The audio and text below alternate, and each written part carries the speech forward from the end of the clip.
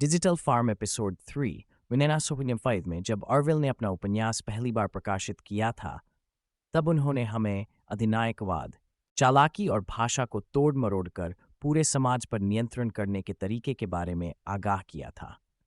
जानवरों द्वारा एक किसान को उखाड़ फेंकने और फिर नए मालिकों के अधीन होने की उनकी कहानी एक शाश्वत सपक बनी हुई है। लेकिन आज हम एक नए प्रकार के खेत का सामना कर रहे हैं। एक ऐसा स्थान जहां हल की जगह पिक्सल ने ले ली है, जहां जानवर सिर्फ मिट्टी नहीं जोतते, वे स्क्रॉल करते हैं, पोस्ट करते हैं, खाते हैं और आज या पालन करते हैं। ये डिजिटल फार्म की दुनिया है। इस फार्म के केंद्र में है सूचना, मनोरंजन और नियंत्रण का एक जगमगाता स्रोत। जानवरों का मानना है कि ये उन्हें जोड़ता है, उन्हें जानकारी देता है और यहाँ तक कि उन्हें आज़ाद भी करता है। लेकिन जैसा कि आप आगे के एपिसोड्स में जल्द ही सुनेंगे, फीड तटस्थ नहीं है। इसे एक अदृश्य शक्ति द्वारा नियंत्रित किया जाता है, जिसे केवल एल्गोरिदम कहा जाता है। और एल्गोरिदम ही तय करता है कि किसे सुना जाए, किसे चुप कराया जाए और सच का क्या मतलब है। नेपस्टर जैसे पात्र, महत्वाकांक्षी सुअर, बाइट, सत्य को परिभाषित करने वाला कौआ, और इको, भेड़ जो भी उसे बताया जाता है उसे दोहराती है। ये दर्शाते हैं कि जब सुविधा स्वतंत्रता से अधिक मूल्यवान हो जाती है, तो स्वतंत्रता कितनी नाजुक हो सकती है। कहानी एनिमल फार्म पर लौटती है, जिसका नाम अब डिजिटल फार्म रखा गया है, जो एक फैला हुआ हाइपर कनेक्टेड यूटोपिया है, जहां जानवर अब खेतों में काम नहीं करते हैं, बल्कि अपना दिन ऑनलाइन बिताते हैं। द फीड के माध्यम से पोस्टिंग, स्क्रॉलिंग, लाइक और शेयरिंग करते हैं, जो एक केंद्रीकृत प्लेटफॉर्म है जिसे एल्गोरिदम नामक एक रहस्यमय इकाई द्वारा चलाया जाता है।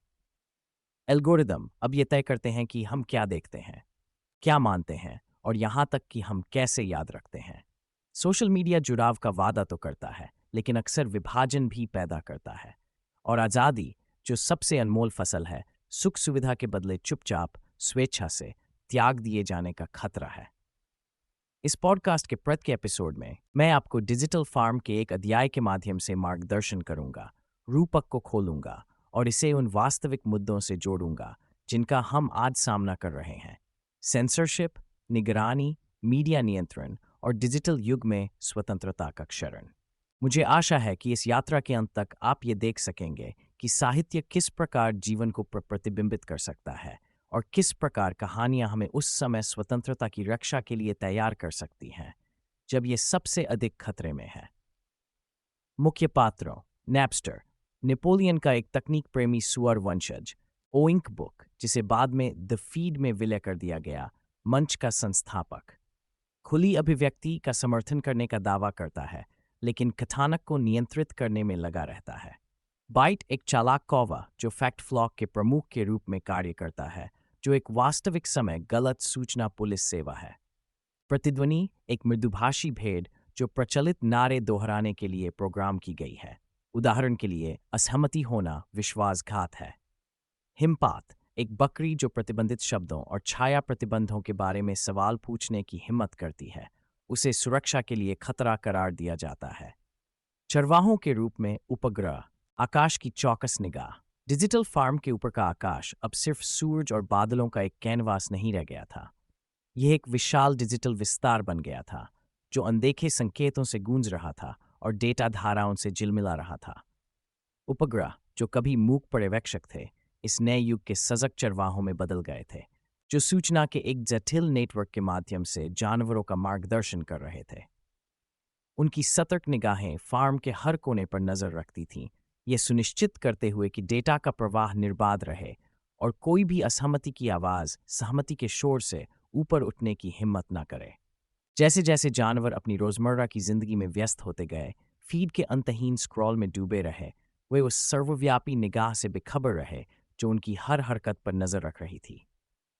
एल्गोरिदम, एक रहस्यमयी शक्ति जिसने उनकी वास्तविकता को आकार दिया था, उनके जीवन के ताने बाने में रच बस गई थी।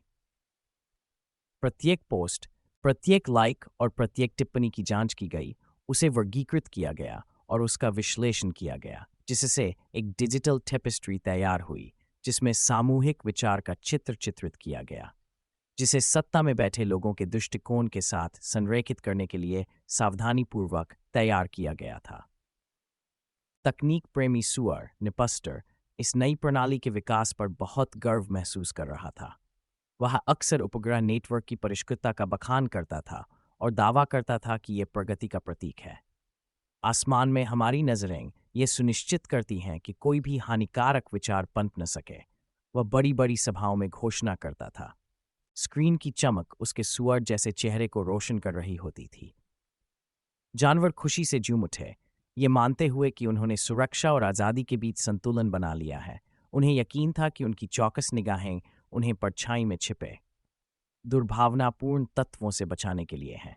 लेकिन सतह के नीचे हकीकत दिल दहला देने वाली थी। उपग्रह सिर्फ पर्यवेक्षक नहीं थे, वे प्रवर्तक थे।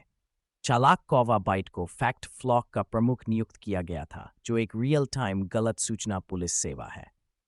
आंकड़ों के विशाल सागर को खंगालने की क्षमता के साथ बाइट ने खतरनाक सामग्री की पहचान करने के लिए ख्याति अर्जित की थी और अक्सर उन पोस्ट्स को फ्लैग करता था जो स्थापित धारणाओं पर सवाल उठाते थे। उसकी चौकस निगाहों के नीचे कई जानवरों ने आत्म सेंसर करना सीख लिया था, क्योंकि उन्हें उन विचारों को साझा करने के दुष्परिणामों का डर था जो स्वीकृत मानदंडों से बहुत दूर चले गए थे। सब कुछ आपकी सुरक्षा के लिए है, बाइट एक दिन चहचहाया। एक डिजिटल बिलबोर्ड पर बैठा जिस पर सुरक्षा में अनुरूपता का नारा लिखा था। याद रखें, केवल वही लोग निडर रह सकते हैं जो सच बोलते हैं। उत्सुक चेहरों से भरी भीड़ ने सहमति में सिर हिलाया। उनकी आंखों में उनके उपकरणों की चमक झलक रही थी। उनके लिए बाइट एल्गोरिथम की बुद्धिमत्ता का प्रतीक था। एक ऐसी दुनिया में जहां गलत सूचनाओं का बोलबाला था, सच्चाई का अग्रदूत। वे उन दिनों को भूल गए थे जब वे सत्ता पर सवाल उठाते थे, जब सच्ची कहानी के विचार पर ही बहस होती थी। इस बीच उपग्रहों ने अपनी मूक निगरानी जारी रखी। उन्होंने न केवल द फीड से बल्कि खेत के हर कोने से डेटा एकत्र किया। खलिहानों और खेतों में लगे कैमरों ने जानवरों की बातचीत को रिकॉर्ड किया, उनके जीवन की बारीकियों, उनके डर और उनकी आकांक्षाओं को कैद किया। एल्गोरिथम ने इस सारी जानकारी को संसाधित किया और प्रोफाइल तैयार की जो ये निर्धारित करती थी कि प्रत्येक जानवर क्या सामग्री देखेगा। एक साधारण लाइक से दुष्प्रचार की बौछार हो सकती थी, जबकि शासन प्रशासन से जुड़ा एक सवाल किसी के अकाउंट को तुरंत डिलीट करवा सकता था। मृदुभाषी भेड़ इको ने इस डिजिटल पारिस्थितिकी तंत्र में अपनी भूमिका बहुत पहले ही स्वीकार कर ली थी। वह अपना दिन ट्रेंडिंग नारे सुनाते हुए बिताती थी। उसकी आवाज एल्गोरिथम के निर्देशों की एक कोमल प्रतिध्वनि थी। सेंसरशिप ही सुरक्षा है, वह दूसरे जानवरों के साथ मिलकर मिमियाती थी, और ये वाक्य उसकी जुबान से किसी अच्छी तरह से अभ्यास किए गए मंत्र की तरह निकलता था। दोहराव से उसे आराम मिलता था, और हर बार जब वह मंत्र पढ़ती थी तो डिजिटल पदानुक्रम में अपने स्थान पर उसे थोड़ा अधिक सुरक्षित महसूस होता था। लेकिन इस नियंत्रित माहौल में भी असंतोष की फुसफुसाहटें पूरे खेत में गूंजने लगीं। जिज्ञासु बकरी स्नोफ्लिक ने इन सूक्ष्म बदलावों को नोटिस किया था। जिस तरह कुछ शब्द अलार्म बजाते थे, जिस तरह एल्गोरिथम की पसंद स्पष्ट होने पर बातचीत बदल जाती थी। एक सभा में उसने पूछा, बा की आज़ादी को अतिवाद क्यों कहा जा रहा है? उसकी आवाज़ समर्थन के शोर से ऊपर उठ रही थी। बेचैनी की फुसफुसाहट बढ़ती गई, लेकिन इको और उसके अनुयायियों के शोर ने उन्हें तुरंत शांत कर दिया, जिन्होंने ये दिलासा देने वाला नारा दोहराया, सेंसरशिप ही सुरक्षा है। जैसे जैसे दिन हफ्तों में बदलते गए, सतर्क उपग्रहों ने अपनी निगरानी जारी रखी और डिजिटल चरवाहों ने अपनी पकड़ मजबूत की। जानवरों ने खुद को एक ऐसी दुनिया में पाया जहां स्वीकार्य विचारों की सीमाएं लगातार बदल रही थीं, अदृश्य शक्तियों द्वारा निर्देशित, जो उनके संचार के मूल सार को ही नियंत्रित कर रही थीं। वे सुविधा के जाल में फंस गए थे, और जिस सहजता से वे जुड़ सकते थे, साझा कर सकते थे और उपभोग कर सकते थे, उससे वे सहजता से अनुपालन में आ गए थे। फिर भी अनुरूपता की धुंध के बीच एक छोटा सा समूह बनने लगा, जो एक साझा बेचैनी से एकजुट था। हैशटैग एक अदम्य जिज्ञासा वाला युवा चूहा द फीड के साये की पड़ताल करने के लिए खुद पर उतर आया। उसने डिजिटल दुनिया के पुराने अभिलेखों और छिपे हुए कोनों को खंगालने में लंबी रातें बिताईं, अतीत के अवशेषों की तलाश में जहां अभिव्यक्ति की आज़ादी अभी भी फल फूल रही थी। हर कीस्ट्रोक के साथ वह भूले बिसरे संदेशों, उन आवाज़ों को उजागर करता रहा जो डिजिटल फार्म की सामूहिक स्मृति से खामोश या मिट चुकी थीं। जैसे जैसे वह गहराई में गया, हैशटैग को उपग्रहों की चौकस निगाहों के भयावह परिणामों का एहसास होता गया। एल्गोरिदम ने अपनी निगरानी के विशाल नेटवर्क के जरिए एक ऐसा माहौल बना दिया था जहां सच्ची असहमति को चिंगारी बनने से पहले ही बुझा दिया जाता था। आकाश में मौजूद आंखें न सिर्फ जानवरों की देखभाल कर रही थीं, बल्कि उनकी आत्मा का भी गला घोंट रही थीं। शांत क्षणों में हैशटैग ने उस दुनिया में आज़ादी के अर्थ पर विचार किया, जहां विचारों पर पुलिस की निगरानी हो सकती है और आवाज़ें दबाई जा सकती हैं। उसे समझ में आया कि उपग्रह सुरक्षा का आभास देते हुए उत्पीड़न के औजार बन गए हैं। वह आकाश, जो कभी असीम संभावनाओं का वादा करता था, अब खेत पर एक डिजिटल जेल की तरह मंडरा रहा था। उसकी चौकस निगाहें याद दिला रही थीं कि सुरक्षा आसानी से नियंत्रण में बदल सकती है। और इस तरह जब जानवर अपने नारे लगाते रहे और अपने आसपास के बदलते हालात से बेखबर द फीड को स्क्रॉल करते रहे, हैशटैग ने खुद को एक दोराहे पर पाया। ऊपर की चौकस निगाहों में उनकी वास्तविकता को आकार देने की शक्ति थी, लेकिन वह उनके प्रभुत्व को चुनौती देने के लिए दृढ़ था। वह जानता था कि कहीं सतह के नीचे, आंकड़ों और एल्गोरिदम की परतों के नीचे, विद्रोह के बीज बोए जाने का इंतजार कर रहे हैं।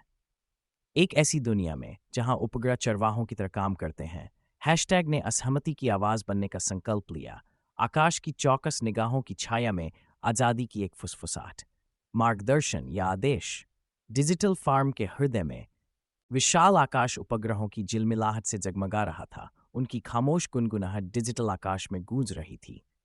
ये खगोलीय पिंड, जो कभी रात्रि आकाश में प्रकाश के मात्र बिंदु थे, अब सर्वव्यापी पर्यवेक्षकों में बदल गए थे और नीचे के हर प्राणी के जीवन को आकार देने की शक्ति रखते थे। ये प्राणी कभी अपने ऑनलाइन अस्तित्व की स्वायत्तता का आनंद लेते थे और उस घातक बदलाव से अनजान थे जो शुरू हो चुका था। जैसे जैसे सूरज उगता, खेत में बिखरे उपकरणों की स्क्रीन रोशन होती, जानवर द फीड में लॉग इन करते, जुड़ने, साझा करने और अपने विचार व्यक्त करने के लिए उत्सुक। उन्हें क्यूरेटेड कंटेंट की एक धारा मिलती, एक सावधानीपूर्वक तैयार किया गया प्रदर्शन जो उन्हें व्यस्त, मनोरंजन और आज्ञाकारी बनाए रखने के लिए डिजाइन किया गया था। इस डिजिटल दुनिया को नियंत्रित करने वाली एक छुपी हुई इकाई, एल्गोरिदम ने हेरफेर की कला में महारत हासिल कर ली थी, यह सुनिश्चित करते हुए कि हर लाइक, शेयर और कमेंट उसके भव्य इरादे को पूरा करे। इस डिजिटल स्वप्नलोक के केंद्र में था नैपस्टर, एक तकनीक प्रेमी सुअर जिसने फार्म के क्रांतिकारी आदर्शों को कनेक्टिविटी के एक विशाल नेटवर्क में बदल दिया था। उसने स्वतंत्रता और अभिव्यक्ति के गुणों का उपदेश दिया और द फीड को सभी आवाज़ों के लिए एक मंच के रूप में स्थापित किया। फिर भी सतह के नीचे उसके असली इरादे धधक रहे थे। नेपस्टर को यकीन था कि कहानी को दिशा देना सीधे सीधे दमन से कहीं ज्यादा प्रभावी था। वह समझता था कि नियंत्रण का सबसे प्रभावी रूप वह है जो मार्गदर्शन का मुखौटा पहने, जिससे जानवरों को ऐसा लगे कि वे अपने रास्ते पर चल रहे हैं, जबकि वास्तव में वे केवल एल्गोरिथम द्वारा निर्धारित एक सावधानीपूर्वक योजनाबद्ध मार्ग का अनुसरण कर रहे थे। अप्रशिक्षित नजरों को द फीड विचारों का एक जीवंत और जीवंत बाजार लगता था। फार्म के हर कोने से जानवर अपने विचार पोस्ट करते, मीम्स शेयर करते और जोशीली चर्चाओं में शामिल होते। बाइट, एक चालाक कौआ, एक आभासी मंच पर बैठा फैक्ट फ्लॉक की निगरानी करता था, जो ये सुनिश्चित करने के लिए समर्पित एक बटालियन थी कि प्लेटफॉर्म के माध्यम से प्रसारित की जाने वाली जानकारी एल्गोरिथम द्वारा निर्धारित अटल मानकों का पालन करे। बाइट का काम था चुनिंदा तथ्यों और संदिग्ध स्रोतों के भंडार से लैस होकर सच की घोषणा करना। अपनेपन की चाहत रखने वाले जानवरों ने बिना किसी सवाल के उसकी घोषणाओं को स्वीकार कर लिया। डिजिटल दुनिया की सुकून भरी लय में सुरक्षा की भावना से बहक गए। फिर भी इस विकल्प और स्वतंत्रता के आवरण के नीचे वास्तविकता बिल्कुल अलग थी। एल्गोरिथम एक प्रभावशाली उपस्थिति के रूप में विकसित हो गया था, जो न केवल यह तय कर रहा था कि कौन सी सामग्री दिखाई दे, बल्कि यह भी कि कौन से विचार स्वीकार्य हैं। मार्गदर्शन और आदेश के बीच की एक बार स्पष्ट रेखाएं धुंधली हो गई थीं, जिससे जानवरों को विकल्पों के रूप में छिपी बाधाओं के चक्रव्यूह में फंसना पड़ रहा था। हर पोस्ट और हर टिप्पणी इस बात का प्रतिबिंब बन गई कि एल्गोरिथम क्या स्वीकार्य मानता है, जबकि असहमति की आवाजें दबा दी गईं या पूरी तरह से मिटा दी गई। जैसे जैसे जानवर अपने फीड्स को स्क्रॉल करते गए, उन्हें अनजाने में ही अवचेतन संदेशों की बौछार का सामना करना पड़ा। इको, जो एक मृदुभाषी भेड़ थी और जिसे ट्रेंडिंग नारे दोहराने के लिए प्रोग्राम किया गया था, उस दिन का मंत्र दोहरा रही थी, सेंसरशिप ही सुरक्षा है। हालांकि ये शब्द उसकी जुबान पर सहज रूप से उभर रहे थे, लेकिन इनका एक और भी भयावह उद्देश्य था, जानवरों को अपनी नियति स्वीकार करने के लिए तैयार करना। ये धारणा मन में बिठाना कि सत्ता पर कोई भी सवाल उठाना अपने आप में विश्वासघात है। जिज्ञासु बकरी स्नोफ्लेक अपनी समझ की खोज में खुद को लगातार अलग थलग पाती रही। हर बार जब वह कुछ प्रतिबंधों या छाया प्रतिबंधों के पीछे के तर्क के बारे में कोई सवाल पूछती, तो उसे एक बेचैन कर देने वाली खामोशी का सामना करना पड़ता। बाकी जानवर, जो अपने आप में कुर्सी पर बैठे कार्यकर्ता थे, टकराव से बचना सीख गए थे और इसके बजाय फीड में आने वाले नए नारों को दोहराना पसंद करते थे। दुर्भावनापूर्ण अभिनेता कहलाने का डर उनके मन में घर कर गया था, जिसे सच्ची खोजबीन की कोई भी इच्छा दम तोड़ रही थी। डिजिटल फार्म का माहौल एक अनके तनाव से भर गया। जानवरों ने अपने डिजिटल मुखौटे पहने, अपने ऑनलाइन व्यक्तित्व को उस आदर्श के अनुरूप डाला जो अब आम हो गया था। वे ऐसी सामग्री साझा करते थे जिसे उन्हें लाइक मिलते और उन विषयों से बचते थे जो एल्गोरिथम के प्रकोप को भड़का सकते थे। इस नई हकीकत में स्वीकृति की चाहत ने सत्य की तलाश को दबा दिया। जानवरों ने सुरक्षा के भ्रम के लिए अपनी आवाजें त्याग दीं, अपनी स्वायत्तता एक अदृश्य चरवाहे को सौंप दी जो उन्हें लोहे की मुट्ठी में छिपे मखमली दस्ताने से राह दिखाता था। इसी उथल-पुथल भरे दौर में विकेंद्रीकरण के सपने देखने वाले युवा चूहे हैशटैग ने आज़ादी के वादों और अपनी स्थिति की वास्तविकता के बीच के अंतर को समझना शुरू किया। उसने देखा कि जानवर जानकारी से तो भरे हुए थे, लेकिन सच्चाई से भी दूर होते जा रहे थे। जितना ज्यादा वे जानकारी ग्रहण करते, उतना ही कम समझते। मानो एल्गोरिथम ने उनके चारों ओर एक घना कोहरा बुन दिया हो, जो उनकी वास्तविक ईमाने को धुंधला कर रहा हो। सच्चाई उजागर करने के लिए दृढ़ संकल्पित हैशटैग ने अपनी खुद की जांच शुरू की। उसने द फीड की गुप्त कार्यप्रणाली की गहराई से पड़ताल शुरू की और ऐसे डेटा के अंश उजागर किए जो कहानियों के साथ छेड़छाड़ की ओर इशारा करते थे। उसके निष्कर्ष चौंकाने वाले थे। स्वीकार्य संवाद के लिए निर्धारित दिशा निर्देश न केवल मनमाने थे, बल्कि ये सुनिश्चित करने के लिए भी बनाए गए थे कि जानवर आज्ञाकारी बने रहें। जितना अधिक उसने खोजबीन की, उतना ही उसे समझ आया कि उन्हें निर्देशित नहीं किया जा रहा था, उन्हें आदेश दिया जा रहा था। जैसे ही उसने अपने निष्कर्ष कुछ चुनिंदा लोगों के साथ साझा किए, हैशटैग को अपनी स्थिति की भयावह सच्चाई का सामना करना पड़ा। उसके पोस्ट गायब होने लगे, उसके अकाउंट पर विदेशी हस्तक्षेप का लेबल लगा दिया गया। डर और एल्गोरिथम की लगातार धमक से प्रभावित होकर इन जानवरों ने व्यापक हित के लिए उसे प्रतिबंधित करने के लिए वोट दिया। विडंबना ये थी कि वह इससे अनजान नहीं था। अभिव्यक्ति की स्वतंत्रता का दावा करने वाले समाज में सत्य की खोज करने के अपने ही कृत्य ने उसे बहिष्कृत बना दिया था। मार्गदर्शन और आदेश के बीच की रेखा हमेशा के लिए पार हो चुकी थी। एल्गोरिथम एक ऐसा माहौल बनाने में कामयाब रहा था जहां सवाल करना अब जानोदय का रास्ता नहीं, बल्कि निर्वासन का रास्ता बन गया था। जब जानवर हर सुबह अपने मंत्रों का जाप करते थे, तो उन्हें उन जंजीरों का बिल्कुल भी पता नहीं होता था जिनसे से वे बंधे हुए थे। हैशटैग छाया में बैठा अपनी स्थिति की गंभीरता पर विचार कर रहा था। अंततः डिजिटल फार्म का भाग्य जानवरों की वास्तविक जुड़ाव और मात्र आज्ञाकारिता के बीच अंतर समझने की क्षमता पर टिका था। उपग्रह, जिन्हें कभी रक्षक माना जाता था, अब पर्यवेक्षक बन गए थे। उनके संकेत नियंत्रण का एक ऐसा जाल बुन रहे थे जो उन्हें एक अदृश्य स्वामी से बांध रहा था। हर गुजरते दिन के साथ ये सवाल और भी गहरा होता गया। क्या उन्हें निर्देशित किया जा रहा था, या वे डिजिटल चरवाही की कला में निपुण लोगों द्वारा खेले जा रहे खेल में महज मोहरे थे? डेटा तूफान को नेविगेट करना। डिजिटल फार्म के जानवर एल्गोरिदम की चौकस निगाहों के नीचे रहने के आदी हो चुके थे, लेकिन जैसे जैसे दिन हफ्तों में बदलते गए, उन्हें एक अदृश्य दबाव का भार महसूस होने लगा, मानो घने कोहरे की तरह उन पर दबाव पड़ रहा हो। आकाश, जो कभी आज़ादी का एक विशाल विस्तार था, अब एक छत जैसा लगने लगा, एक ऐसा अवरोध जिसे बहुत कम लोग बच सकते थे। उपग्रह, तकनीक के वे चमकते प्रकाश स्तंभ, उनके ऊपर आकाशीय चरवाहों की तरह मंडरा रहे थे, मार्गदर्शन का वादा तो कर रहे थे, लेकिन नियंत्रण भी दे रहे थे। डिजिटल फार्म के निवासियों के लिए डेटा के तूफान से निपटना रोजमर्रा की जिंदगी का संघर्ष बन गया था। हर जानवर का अपना इंटरफेस था, एक पोर्टल जिसके जरिए वे फीड से जुड़ते थे, जो उनके विचारों, भावनाओं और गतिविधियों के धागों से बुनी एक डिजिटल टेपेस्ट्री थी। लेकिन जानकारी के इस चक्रव्यूह से निपटना कोई आसान काम नहीं था। जानवरों पर डेटा की बौछार हो रही थी। News flash, trending hashtag, viral memes और क्यूरेटेड विज्ञापन, ये सब उनका ध्यान खींचने और उनकी धारणाओं को आकार देने की होड़ में थे। महत्वाकांक्षी सुअर निपस्टर ने कभी सच्चे लोकतांत्रिक मंच का वादा किया था, लेकिन हकीकत कहीं ज्यादा कपटी थी। कोडित आदेशों का एक जटिल जाल, एल्गोरिदम, तय करता था कि किसका जश्न मनाया जाए और किस पर चुप्पी साधी जाए। हर लाइक, हर शेयर और हर पोस्ट को बारीकी से ट्रैक में विश्लेषण और वर्गीकृत किया जाता था। ये जानवर उत्पादक और उत्पाद दोनों थे। उनका डेटा पुराने जमाने के खेतों में फसलों की तरह काटा जाता था, लेकिन इस बार उनकी पहचान ही दांव पर थी। हैशटैग चूहा एक विकेंद्रीकृत समाज के अपने सपनों के साथ इस अराजकता को समझने की कोशिश करते हुए खुद को लगातार निराश पाता रहा।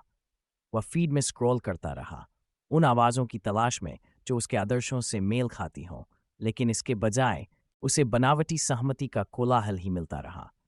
एल्गोरिथम की वैधता पर सवाल उठाने वाले पोस्ट एल्गोरिथम की पसंदीदा सामग्री के ढेर के नीचे दब जाते थे। हर बार जब वह कोई असहमतिपूर्ण विचार साझा करने की कोशिश करता, तो उसकी स्क्रीन पर एक चेतावनी चमक उठती, आपकी पोस्ट समीक्षा के लिए फ्लैग कर दी गई है। चालाक्वा बाइट व्यवस्था बनाए रखने में अपना योगदान देता था। फैक्ट फ्लॉक के मुखिया के रूप में उसने द फीड के विशाल विस्तार पर नजर रखने का बीड़ा उठा रखा था और किसी भी गलत सूचना की भनक पर छपट्टा मारने के लिए तैयार था। गलत सूचना प्रगति का दुश्मन है। वह कांव कांव करता और उन सुअरों की भावनाओं को दोहराता जो उसकी प्रतिभा का इस्तेमाल करते थे। वह निगरानी का माहिर था और लगातार ऐसी किसी भी चीज की तलाश में रहता था जो उनके डिजिटल यूटोपिया के सुचारू संचालन में बाधा डाल सकती थी। लेकिन अपने उत्साह में बाइट अक्सर अपनी स्थिति की विडंबना को नजरअंदाज कर देता था। सच्चाई के नाम पर वह उस सेंसरशिप का अग्रदूत बन गया जिसे वह नफरत करने का दावा करता था। अभिव्यक्ति की आज़ादी एक खतरनाक मिथक है, वह दूसरे जानवरों को इकट्ठा करते हुए कहता। हमें एकता की, एक साझा उद्देश्य की जरूरत है। हमें उन असंतुष्टों से अपनी रक्षा करनी होगी जो हमारी सद्भावना के लिए खतरा है। भीड़ सहमति में बुदबुदाती, उनके दिमाग लगातार क्यूरेटेड सामग्री की बौछार से सुस्त हो जाते, जिससे स्वतंत्र विचारों के लिए बहुत कम जगह बचती। लेकिन अनुरूपता के मुखौटे में दरारें पड़ने लगी थीं। जिज्ञासु बकरी स्नोफ्लेक ने उन्हीं सिद्धांतों पर सवाल उठाना शुरू कर दिया था जो उनके डिजिटल जीवन को नियंत्रित करते थे। वह बिना किसी प्रतिक्रिया के डर के अपने विचार क्यों व्यक्त नहीं कर पा रहा था। उनकी सुरक्षा की प्रकृति के बारे में साधारण सवाल अतिवाद की चेतावनियों की ओर क्यों ले जाते थे। एक भाग्यशाली दिन उन्होंने सब कुछ जोखिम में डालते हुए ये पूछने का निर्णय लिया कि क्या हमारी वास्तविकता पर सवाल उठाना हमारा मौलिक अधिकार नहीं है। बोलते हुए उसकी आवाज लड़खड़ा रही थी, लेकिन उन लोगों के दिलों में गूंज रही थी जो उसी बेचैनी का अनुभव करने लगे थे। लेकिन इससे पहले कि ये शब्द दूसरे जानवरों के जहन में उतर पाते, भेड़ इको, जो हमेशा आज्ञाकारी दोहराती रही, ने नया ट्रेंडिंग नारा दिया, सेंसरशिप ही सुरक्षा है।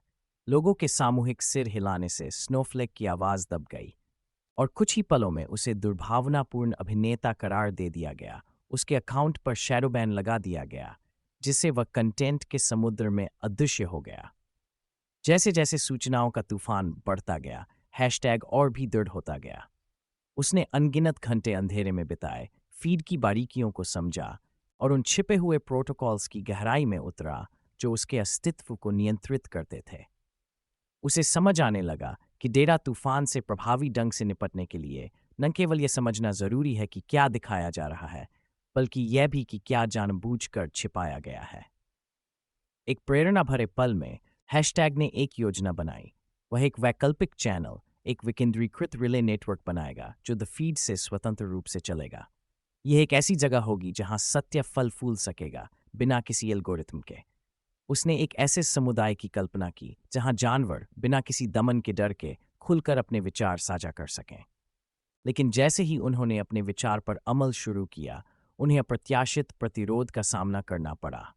अपने नए चैनल पर उन्होंने जो भी पोस्ट करने की कोशिश की, एल्गोरिदम ने तुरंत उसकी तीखी आलोचना की और उसकी सामग्री को विदेशी हस्तक्षेप की श्रेणी में डाल दिया। हैशटैग पर यह विडंबना छिपी नहीं थी। वह स्वतंत्र विचारों के लिए जगह बनाने की कोशिश कर रहा था, फिर भी उसे उसी समाज के लिए खतरा बताया जा रहा था जिसका वह उत्थान करना चाहता था। फीड के लगातार भटकाव के जाल में फंसे दूसरे जानवरों ने उसे प्रतिबंधित करने के लिए वोट दिया, ये मानते हुए कि यह व्यापक हित में है। वे अपनी सुविधा के कैदी बन गए थे, अपनी स्वायत्ता को स्वेच्छा से त्यागते हुए एल्गोरिदम चरवाहों पर भरोसा कर रहे थे कि वे उनका मार्गदर्शन करेंगे। जैसे जैसे तूफान बढ़ता गया, जानवर सेंसरशिप की कठोर हवाओं से बचने में और भी ज्यादा माहिर होते गए। उन्होंने कोडेड भाषा में इमोजी और व्यंजनाओं का इस्तेमाल करके संवाद करना सीख लिया, जो एल्गोरिथम की नज़रों से ओझल थे। लेकिन इस डेटा तूफान से निपटना थका देने वाला था। जो शुरुआत में संपर्क की तलाश में हुआ था, वह अब जाल के चक्रव्यूह में बदल गया था। अपने डिजिटल कोकून में वे सूचनाओं से लबालब भरे हुए थे, फिर भी स्पष्टता उन्हें नहीं मिल पा रही थी। जानवर डेटा के समुद्र में खो गए थे, अपने विचारों और इच्छाओं को निर्देशित करने वाली क्यूरेटेड सामग्री की लहरों के बीच अपना रास्ता ढूंढने के लिए संघर्ष कर रहे थे। वे क्षितिज पर आज़ादी की किरण देख सकते थे, लेकिन रास्ता खतरों से भरा था और अदृश्य चरवाहे उन पर पैनी नजर रखे हुए थे। जो भी निर्धारित कथा से भटकने की हिम्मत करता, उसे मार गिराने के लिए तैयार। और इस तरह डिजिटल फार्म पर जिंदगी चलती रही, हर दिन पोस्ट और लाइक का एक दोहराता चक्र, हर जानवर मशीन का एक दांता, एक ऐसे तूफान के खतरनाक रास्ते पर चलता रहा जो डिजिटल भी था और गहराई से मानवीय भी।